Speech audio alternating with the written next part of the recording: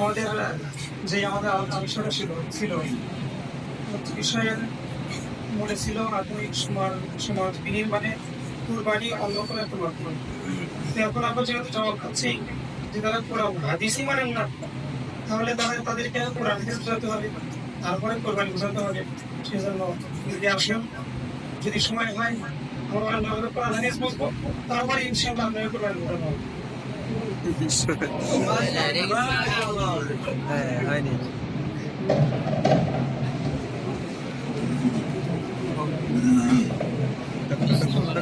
আপনারা যদি কোরআন হাদিস নাই জেনে থাকেন, মানে আমরা বলেছিলাম যে এমন একটা উৎসব দেখান যেখানে এই চারটে গুণ পাওয়া যায়, এমন একটা উৎসব আপনারা দেখান। আপনারা কোরবানি মানবেন না মানবেন এটা আপনাদের বিষয়, কিন্তু এমন একটা উৎসব দেখাতে হবে যেখানে এই চারটে গুণ পাওয়া যায়। চারটে গুণ আবার বলছি, 1 নম্বর ত্যাগ, 2 নম্বর সহানুভূতি, 3 নম্বর তাকওয়া, 4 নম্বর সাম্য। এমন কোন উৎসব দেখাতে হবে যেখানে এই চারটে গুণ পাওয়া যায়। যদি আপনারা এই চারটা গুণ পাওয়া যায় এমন কোন উৎসব দেখাতে পারেন, তাহলে অবশ্যই এটা নিতে হবে কোরবানি, এটাই শ্রেষ্ঠ।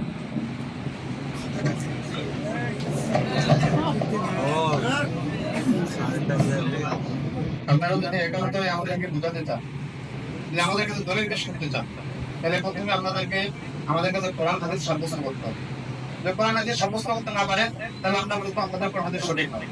প্রথমে আপনারা কোরআন হাদিস আমাদের সাব্যস্ত করবেন, কোরআন হাদিস দ্বারা বোঝাবেন যে কোরআন বাস্তবে আল্লাহ তাআলার পক্ষ থেকে, এই হাদিস বাস্তবে রাসূলের পক্ষ থেকে। যদি এটা সাব্যস্ত করতে পারেন, তাহলে আমরা বুঝবো যে বাস্তবে কোরআন কুরবানির সত্য। কিন্তু আজকে যেহেতু আমাদের বিষয়বস্তু এই কোরআন বোঝানো না, হাদিস বোঝানো না, যদি আপনারা আমাদেরকে কোরআন কুরবানি বোঝাতে চান, তাহলে আপনাদেরকে যৌক্তিক আগ্রহ বোঝাতে হবে। যদি আপনারা পারেন তাহলে তারা যদি আপনাদেরকে আল্লাহ আর রাসূলকে বোঝাতে পারেন, তাহলে আপনাদেরকে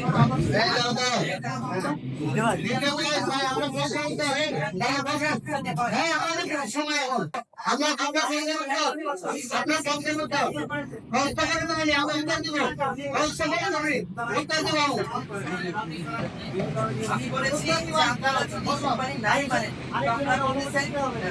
আপনারা বলতেছেন যে কোরবানি আমরা মানি না, আপনাদের কোরআন হাদিস সাব্যস্ত করেন। তো আমরা বলছি যদি কোরআন হাদিস সাব্যস্ত করতে চাই, তাহলে আল্লাহকে আল্লাহ রাসূলকে এটা আপনাদেরকে আগে এটা বুঝাতে হবে। আর এটা যদি বুঝাতে চাই তাহলে দিন পাঁচশো দাঁড়িয়ে বুঝতে পেরেছেন। এখন আমার প্রশ্ন হলো, শোনেন, এখন আমার প্রশ্ন হলো,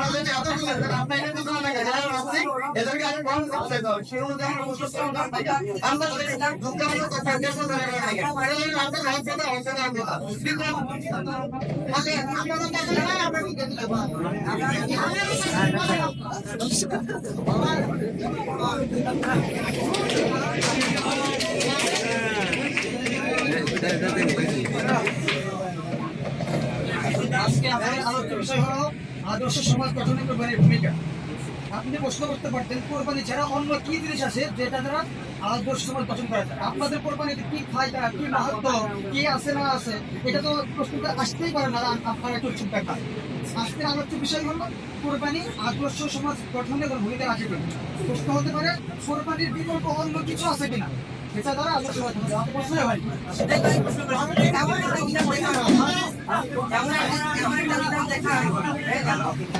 আপনারা কিন্তু তর্ক বিতর্কের যে রুলস, বিতর্ক অনুষ্ঠানের রুলস সব ভেঙে গেছে।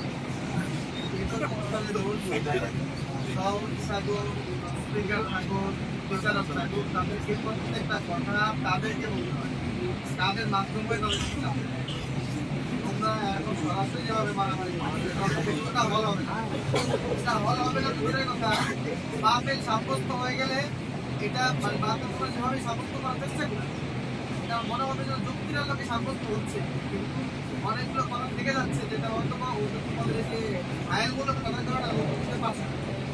সেটা বাধ্য হয়ে আমরা এখন বলতে পারে বিচারক বলো, উপস্থাপক বলো, অথবা সভাপতি বলো, এখন আমরা যদি উত্তরটাকে অল করে দিই তখন আবার কমিশনের বাইরে চলে যায়। বাইরে থেকে হেল্প করা মূল মাত্রা এখানে মূল বিষয়টা হলো দুই পক্ষের বিতর্কের যোগ্যতা বাড়ানো, আর হলো মৌলিকভাবে হকটাকে সাবেত করা। বাতিলকে সাবেত করার জন্য হয়তো বা তারা বিতর্কে চেষ্টা করবে, কিন্তু বাতিলকে সাব্যস্ত করা আমাদের মূল মাত্রা না। বুঝলেন না? সেই হিসেবে তোমাদের যে প্রশ্নগুলো হয়েছে, সেই প্রশ্নগুলো যদি তোমাদের কিভাবে বাইরে গিয়ে যদি আমি উত্তর দিই, তখন তোমরা আমার প্রশ্নগুলো তাহলে হয়তো বা আমি তো দেবো। জি ইনশাআল্লাহ। সমাজ তো জবাব চাই। এই জন্য রুলসের মধ্যে মেনে অ্যাটেনশন করে দাঁড়াও, কথা বলো। ওরা যদি উত্তর না দিতে পারে সর্বশেষ কি আমরা উত্তর দেব। জি জি জি ইনশাআল্লাহ।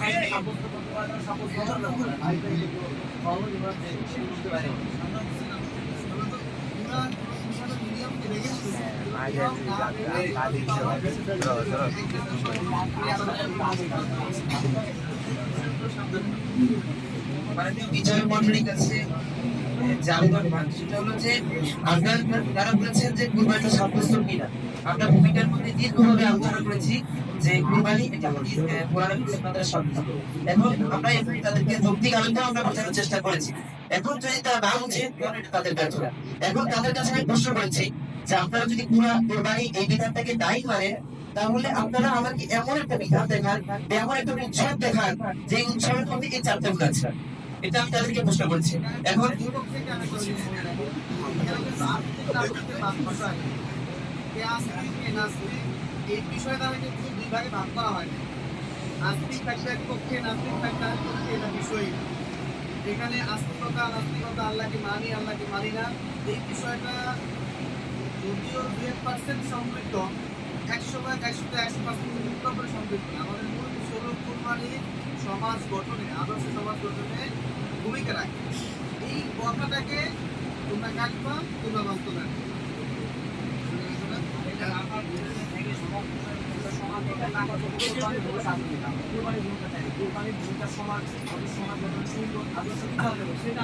এটাই তোমরা বলতে চেষ্টা করছো। ওরা তোমাদের বিপক্ষে মুক্ত করবে, তোমরা যখন মুক্ত করেছো ওরা তো মুক্ত করবে। তোমরা তো এটা দিল, তোমরা যখন নাই, তোমরা যখন তোমরা নাই, তো ওরা তো বলবে যে ঠিক আছে এটা না থাকে। আমাদের যে বিধানটা, আমাদের যে ইবাদতটা, এই ইবাদতের মতো যদি কোনো ইবাদত, অথবা এই উৎসবটাকে তোমরা শুরু করে দিয়েছো উৎসব বলতে, গোস্ত খাওয়ার উৎসব বলতে। আমরা গোস্ত খাওয়ার মধ্য দিয়ে ওদের সমাজ গঠন করি, এরকম কোনো কিছু পালন করা যায় না। এটা আমাদের প্রশ্নের মাকসাদ। তোমরা যেটা বলতে পারছো না, অটোভাবে এটা হচ্ছে তারা বলেছিলেন যে কুরবানি এটা আদর্শ সমাজ গঠনের জন্য কুরবানি এটা কোনো বড় কোনো ভূমিকা রাখে না, এটা তারা বলেছে। তো আমরা ভূমিকার মধ্যে দীর্ঘ আলোচনা করেছি, যৌক্তিক আলোচনা, দালিলিক আলোচনা করেছি, যাতে করে তারা বুঝে। এখন যদি তারা না বুঝে, ঠিক আছে মানলাম যে তারা কুরবানি এই বিধানটাকে এই উৎসবটাকে মানে না। তো আমি তাদেরকে প্রশ্ন করেছিলাম একটু ভালোভাবে শোনেন, পরে আবার চিৎকার করে দেওয়া মানে হয় ফায়দা হবে। এখন আমি তাদেরকে প্রশ্ন করেছি যেহেতু আপনারা কোরবানি এটা এই উৎসবটাকে মানছেন না, তো তাহলে আপনারা আমাদেরকে এমন একটা উৎসব দেখান যে এই উৎসবের মধ্যে এই চারটা গুণ পাওয়া যাবে, যে চারটা গুণ কোরবানির মধ্যে পাওয়া গিয়েছিল। চারটা গুণ কি বলতেছি, এক নম্বর হলো ত্যাগ, দুই নম্বর সহানুভূতি, তিন নম্বর তাকওয়া, চার নম্বর হচ্ছে সাম্য। এমন একটা উৎসব দেখান যেই তাকওয়ার মধ্যে এই গুণগুলো পাওয়া যায়। চার নম্বর সাম্য। সাম্য। মাননীয় স্পিকার, তিনি একসাথে কয়েকটা প্রশ্ন উত্তর করেছেন। এর মধ্যে একটা প্রশ্ন তিনি করেছেন, আমরা বলেছি কুরবানি অপ্রয়োজনীয় জিনিস। আমরা এই ভাষা উল্লেখ করি না। আমরা কুরবানিকে তাদের ধর্ম থেকে স্বীকার করি, ঠিক আছে, মনে আছে। কিন্তু বর্তমান প্রেক্ষাপট অনুযায়ী কুরবানি এখন এই সমাজে কুরবানি কি ভূমিকা রাখছে? আমাদের চোখে, আমাদের দৃষ্টিতে যৌক্তিক অনুযায়ী কুরবানি বর্তমান প্রেক্ষাপট অনুযায়ী শুধুই সমাজকে ধ্বংস করছে। পরিবেশের দিক দিয়ে এবং যাবতীয় সবকিছু দিক দিয়ে, দারিদ্রতার দিক দিয়ে, সবকিছুর দিক দিয়ে এখন আমাদের যৌক্তিক অনুযায়ী যে কুরবানি, এখন আমাদের সাহাবায়ে কেরামের যে যুক্তি ছিল, সাহাবায়ে ইসলামের যে যুগ ছিল, রাসূলুল্লাহ যে যুগ ছিল, সেই যুগ অনুযায়ী ঠিক আছে। বাকি বর্তমান প্রেক্ষাপট অনুযায়ী কুরবানি আমাদের তেমন কোনো প্রয়োজন আসছে না। কুরবানি শুধু যারা কুরবানি করছে তাদের পেটেই করছে, যারা দরিদ্র তাদের পেটে অল্প কিছু গেলেও সেটা কোনো কাজেই আসছে না।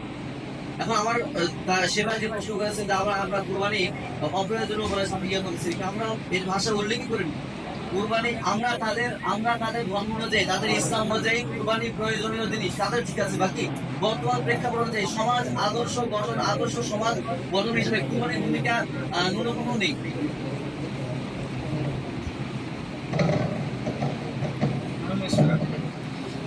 আমাদের আজকের আলোচনা বিষয় ছিল কোরবানি আদর্শ সমাজ গঠনে অন্যতম মাধ্যম কি? এটা তো ইচ্ছে না কোরবানির মতো অন্য কোনো বাস্তবতা প্রমাণ করে। তারা আমাকে প্রশ্ন করতে পারেন, যেহেতু আপনারা বলছেন যে কোরবানি আদর্শ সমাজ গঠনে আমি কোনো মত দিই না। এবং আপনারা এদের পরিবর্তে অন্য কোনো বিধান বা সেটাই জানেন। তারা বলছে কোরবানি বলে কি হইতে কথা আছে আর কি কি আছে এগুলো বলে চলে দিল। আমাদের হতে পারে নামাজ পড়া কি আছে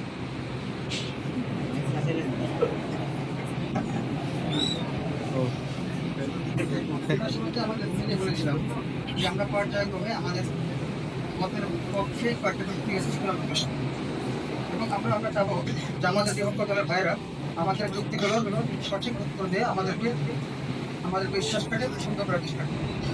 আমি এই বিশ্বাস করি একটি আদর্শ সমাজ গঠনের জন্য দরকার মানবিক মূল্যবোধ, বৈজ্ঞানিক চিন্তা, যুক্তিনিষ্ঠ আচরণ এবং সমবর্ণিত সম্পদ। পশু জবাইয়ের মাধ্যমে এই লক্ষ্য অর্জন হয়, বরং এটি উল্টো সমাজকে পশ্চাৎমুখী, অপচয় ও বৈষম্য প্রদান করে। এখন এটা হলো আমার ওই বক্তব্য। এটা সপক্ষে আমি কয়েকটা যুক্তি দেব যেগুলোর মাধ্যমে এই কাজগুলো হতে পারে কোরবানি ছাড়া। যুক্তি একটা, যুক্তি দিয়ে নয়, বিশ্বাস দিয়ে তারিখ ধর্ম। কোরবানি একটি ধর্মীয় বিশ্বাস ভিত্তিক পদ্ধতি যার পেছনে কোনো বৈজ্ঞানিক বা মানবিক ব্যাখ্যা নেই। আদর্শ সমাজ গঠনে বিশ্বাস নয়, যুক্তি ও মানবিক পরিকল্পনা জরুরি। যুক্তি দুই, নৈতিক নৈতিকতা ও সহিংসতার বিধতা। শিশুদের সামনে প্রকাশ্যে পশু হত্যা মানসিক আঘাত তৈরি, সহিংসতা ও রক্তপাতকে পরিচ্ছন্ন করা হয় সহানুভূতির পরিকল্পনা, যা আদর্শ সমাজের মূল স্তম্ভ। কোরবানিকে ত্যাগ বলা হয়, অথচ ত্যাগ হয় না নিজের কোনো লোভ বা অভ্যাস, ত্যাগ হয় এক নিরীহ প্রাণীর জীবন। যুক্তি দিন, পশুর জীবনহানির মাধ্যমে মানবিক সমাজ গড়া সম্ভব নয়। একটি আদর্শ সমাজের জীবনের সম্মান থাকে মানুষের হোক বা পশু। যখন কোনো সমাজ আনন্দ করে প্রাণী হত্যা করে তখন সেই সমাজ আদর্শ হওয়ার দাবি করতে পারে না। বিচার, বিশাল অর্থনৈতিক অবদান, হাজার হাজার কোটি টাকা পশু কেনা, পরিবহন, খাদ্য এবং জবাইয়ে দেয়। যা যদি শিক্ষা, স্বাস্থ্য বা দরিদ্র বিভাজনে লাগানো হতো তাহলে বাস্তব টেকসই উন্নয়ন হতো। গোষ্ঠীর অস্থায়ী উপকারের চেয়ে নগদ অর্থ বা দরকারি সামগ্রী দাম অনেক বেশি ফলপ্রসূ। যুক্তি পাচ্ছে, পরিবেশ ও জনস্বাস্থ্যের জন্য কোরবানি ঈদে শহরতলির পরিবেশ দূষিত হয়, রক্ত বর্জ্য দুর্গন্ধ। আদর্শ সমাজ পরিচ্ছন্ন, পরিকল্পিত ও স্বাস্থ্যকর কোরবানির মাধ্যমে এই কোরবানি উৎপন্ন। দার্শনিক দৃষ্টিকোণ থেকেও বোঝা যায় কোরবানি আদর্শ সমাজ গঠনে কোনো ভূমিকা রাখে না। যদি আদর্শ সমাজ গঠনের মানে হয় মানুষের দুঃখ লাঘব, যুক্তির প্রাধান্য ও নৈতিক উন্নয়ন, তাহলে পশু হত্যা, রক্তপাত ও ধর্মীয় আনুষ্ঠানিকতার চেয়ে বেশি গুরুত্বপূর্ণ হওয়া উচিত মানবিক মূল্যবোধ, যুক্তিবাদ ও পরিবেশ সচেতন প্রসঙ্গে। আমি বিশ্বাস করি আদর্শ সমাজের জন্য প্রয়োজন সহানুভূতি, যৌক্তিক চিন্তা এবং মানবিক দায়িত্ব। পশু কোরবানি সেই লক্ষ্য থেকে আমাদের দূরে সরাই কাছে হবে। কি হলো?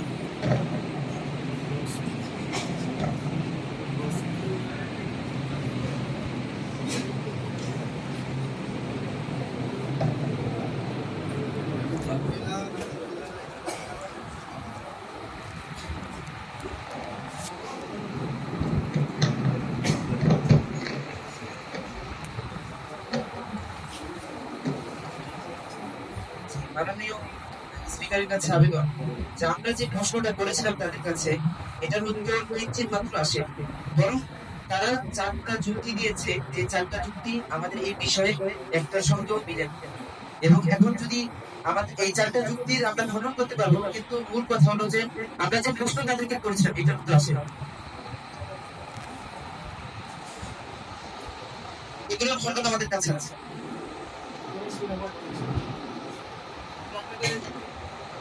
আমি আপনাকে তোমার গুরুত্বপূর্ণ শুরুতে জিজ্ঞেস করেছিলাম আজকে আলোচ্য বিষয় আদর্শ সমাজ গঠনে কোরবানি। এটা কোরবানি যেমন কোনো এই সমবদ্ধে অন্য কোনো উৎসব আছে কিনা সেটা গ্রহণ করা আজকে উদ্দেশ্য। তোমার আমি আপনাকে জিজ্ঞেস করেছিলাম যে তারা আমাকে প্রশ্ন করতে পারতো যে কোরবানি ছাড়া অন্য কোনো এমন কোনো উৎসব আছে কিনা যার দ্বারা আদর্শ সমাজ গঠন করা যায়। মানুষ বলেছিলেন এটাই প্রশ্ন উদ্দেশ্য। আমি বলে এই চুজ করে দিয়েছি কোরবানি ছাড়া আমাদের কোরবানির মাধ্যমে আদর্শ সমাজ গঠন করা যাচ্ছে।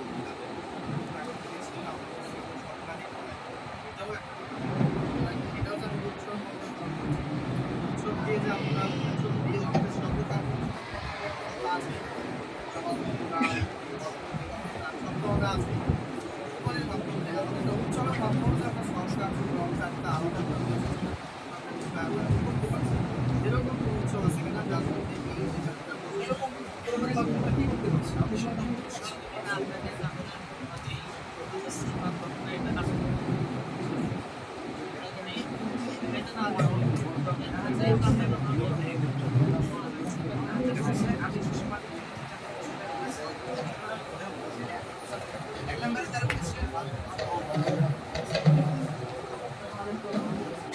তারা বলেছিলেন 1 নম্বরে বলেছিলেন অর্থনীতি, 2 নম্বরে সমাজ দর্শন, মানে যেগুলো কোনভাবে যেগুলো এসেছে এগুলো আমি বলতেছি। 1 নম্বর অর্থনীতি, 2 নম্বর সমাজ দর্শন, 3 নম্বর বসুমতা জানব শিশু, এগুলোই বিস্তারিতভাবে বলেছেন। ওই 4টা বিষয় উল্লেখ করতেছি।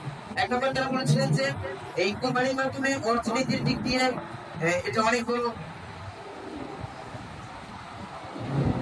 এটা অর্থনৈতিক দিক দিয়ে দেশকে সচল হচ্ছে না, বরং এটা অর্থনৈতিক দিয়ে দেশকে ভঙ্গ করে তোলা হচ্ছে।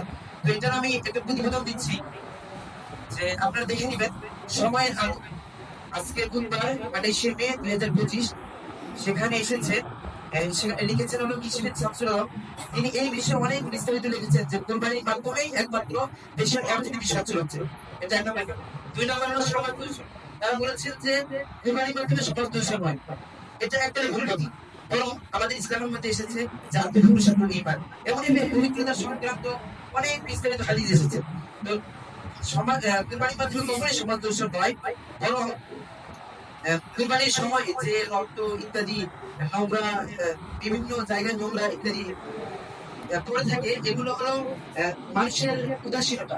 এটা ইসলামের অর্থাৎ কুরবানির কারণে নয়, বরং এটা মানুষের উদাসীনতার কারণে। কারণ ইসলাম তো আমাদেরকে বলে দিয়েছেন যে আপনি পুরুষা পরিবার, এরকম বিভিন্ন বিভিন্ন আয়াত হাদিস বলেছেন। এটা 2 নম্বর। 3 নম্বর বলেছিলেন পশুহত্যা। 3 নম্বর তারা বলেছিলেন পশুহত্যা, যে কুরবানির মাধ্যমে এটা পশু হত্যা হচ্ছে, এটা না, এটা একটা ভুল কথা। কেননা কুরবানি যে পশু হত্যা নয়, এই সম্পর্কে আল্লাহ তাআলা সূরা হজ্জের 27 নম্বর আয়াতের মধ্যে বলেন যে তাদের মাংস ও রক্ত আল্লাহর কাছে পৌঁছে না, বরং পৌঁছে তোমাদের তাকওয়া। এটার মাধ্যমে স্পষ্ট হয়ে যায় যে কুরবানি এটা পশু হত্যা নয়, বরং কুরবানি এটা পশু হত্যা না। 4 নম্বরে তারা বলেছিলেন যে শিশু, অর্থাৎ কুরবানির মাধ্যমে শিশুরা অনেক ভয় পায়, কুরবানির মাধ্যমে শিশুদেরকে শেখানো হচ্ছে হিংস্রতা ইত্যাদি, এটাও একবারে ভুল কথা। কেননা শিশুদের স্বভাবচার সাধারণত 2 ধরনের হয়ে থাকে। একটা হলো তাদের মানবিক, আর একটা হলো মানসিক। মানবিক যে স্বভাবচার, একটা হলো মানসিক, 2 নম্বর হলো মানবিক। মানসিক যে স্বভাবচার, এটা শিশু শিক্ষা হলো শিক্ষা বিদ্যালয়, সেটা শিক্ষা হলো বিদ্যালয়ের মধ্যে বা তাদের গার্জিয়ানদের কাছে। আর আমাদের ইসলাম ধর্মের মধ্যে বিদ্যালয়গুলোতে এটাও শেখানো হয় যে কুরবানি এটা কখনো হিংস্রতা শিখায় না, বরং বিভিন্ন হাদিস আছে যে যখন তোমরা জবাই করো তখন কুরবানির প্রতি তার ভালো মন্দ খেয়াল করে জবাই করো ইত্যাদি বিষয় আছে। 2 নম্বর হলো বলেছিলাম মানবিক। মানবিকটা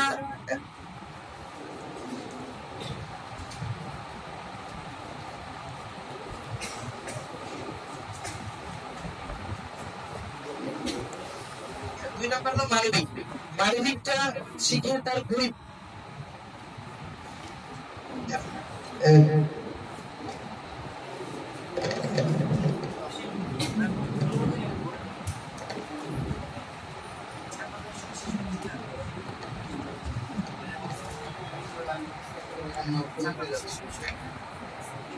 আপনারা শিশুর যে বিষয়টি বললেন, এটা নিতান্ত ভুল। আমরা জেনে থাকি বা দেখে থাকি শিশুরা পারিবারিক শিক্ষা অথবা প্রতিষ্ঠান থেকে মূলত শিক্ষা গ্রহণ করে থাকে। আপনারা যদি কোরবানিকে শিশুদেরকে হত্যা শিকার করে থাকেন, তাহলে এটা ভুল হচ্ছে।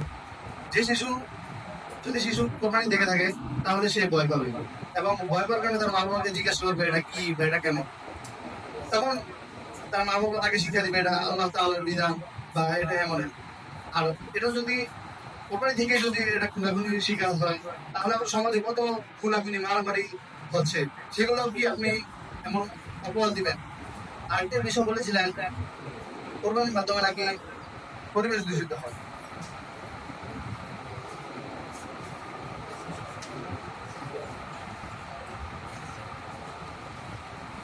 কোরবানির কারণে যদি পরিবেশ দূষিত হয়, এটা বলে কোরবানি নিষিদ্ধ করে দেন, তাহলে শহর উপশহরে নোংরা হওয়ার কারণে মানুষের বসবাসকে নিষিদ্ধ করে দিবেন।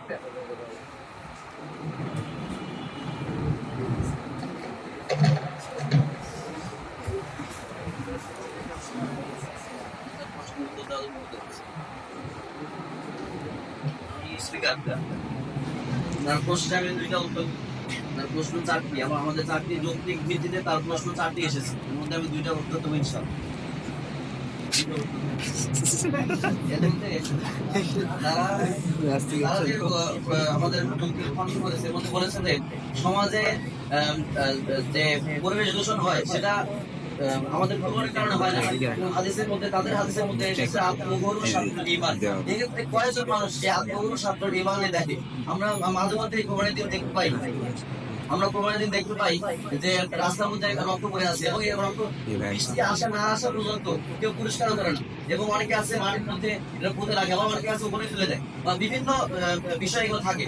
কোরবানি করার পরে যে উচ্ছিষ্ট এগুলো সাধারণ জায়গায় ফেলে দেওয়া হয়। সেক্ষেত্রে পরিবেশ দূষণ হচ্ছে না, এটা মানুষের ক্ষেত্রে হচ্ছে। আর যদি আপনাদের কোরবানির ক্ষেত্রে প্রত্যেক বছর এই ক্ষেত্রে এটা হয়, তাহলে এটা কেমন আদর্শ সমাজে নিয়ে হচ্ছে? এটা আদর্শ সমাজ গঠনে কেমন ভূমিকা রাখছে? এটা আমার একটা উত্তর ছিল। দ্বিতীয় হচ্ছে শিশুর বিষয়। তারা যে বলেছে যে শিশু দুটা বিষয় আছে, যে মানবিক এবং মানসিক। মানসিক দিকটা তারা ঠিক বলেছে ভাই। মানবিক দিকটা তারা পরিবার থেকে যেটা শিখবে, পরিবার থেকে কতটুকু শিখাবে, পরিবার থেকে এতটুকু শিখবে যে এটা আল্লাহ তাআলার বিধান, আল্লাহ তাআলা বিধান আমাদের উপর নাযিল করেছেন, এটা আমরা করছি। কিন্তু এতটুকু বাচ্চা, এতটুকু শিশু যে আল্লাহ তাআলা কি করে বুঝবে? সে চিনবে বা কি হবে? তার বুঝার বয়স একটু বড় হয়ে সে এতটুকু চিন্তা কি হবে? যদি এতটুকু চিনে থাকে, তাহলে তিনি আরেকটা প্রশ্ন করেছেন যে যদি সমাজের মধ্যে যে গুণাগুণ গুলো হয় সেগুলো তার থেকে কি মনে করবে? দেখেন, সমাজের মধ্যে যে গুণাগুণ গুলো হয় সেটা ঢাকায় হলে দিনাজপুরে শোনা যায় না, কিন্তু কোরবানির প্রত্যেকটা বাড়িতে হচ্ছে। সেক্ষেত্রে ঢাকার জিনিসটা তার মধ্যে দিনাজপুরের মধ্যে যাচ্ছে না, সে এইগুলো বিষয়টা আলাদা থাকছে। বাকি কোরবানিটা তার চোখের সামনে হচ্ছে, একটা নিরীহ প্রাণী, একটা প্রাণীকে রক্তপাত করা হচ্ছে। সেক্ষেত্রে তার মানসিক দৃষ্টি এতটা কেন হচ্ছে, মানসিকের মধ্যে ব্রেনের মধ্যে কত চাপ হচ্ছে। এটা ভালো হয়েছে। হ্যাঁ দাদা তাদেরকে সংযুক্ততা এবং বসা করার জন্য